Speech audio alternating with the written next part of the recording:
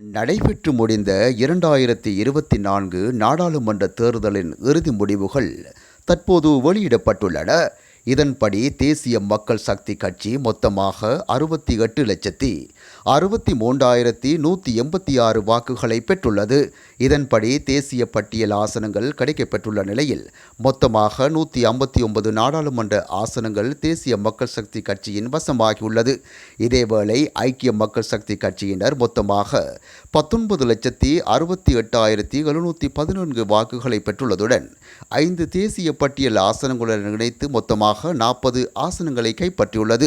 இலங்கை தமிழரசு கட்சியானது மொத்தம் 2,57,813 வாக்குகளை பெற்றுள்ளதுடன் ஒரு தேசிய பட்டியல் ஆசனம் உள்ளடங்கலாக மொத்தம் 8 ஆசனங்களை கைப்பற்றியுள்ளது. முன்னாள் ஜனாதிபதி ரணில் விக்ரமசிங்க தலைமையிலான புதிய ஜனநாயக முன்னணி கட்சி 5,835 வாக்குகளை மொத்தமாக பெற்றுள்ளதுடன் 2 தேசிய பட்டியல் ஆசனங்களுடன் இணைத்து மொத்தமாக 5 ஆசனங்களை கைப்பற்றியுள்ளது.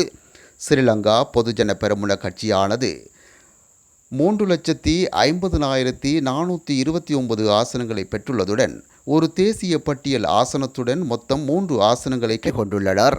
மேலும் முஸ்லிம் காங்கிரஸ் கட்சியானது மொத்தம் 87,038 ஆசனங்களை பெற்றுள்ளதுடன் ஒரு தேசிய பட்டியல் ஆசனத்துடன் 3 ஆசனங்களை கைப்பற்றியுள்ளது.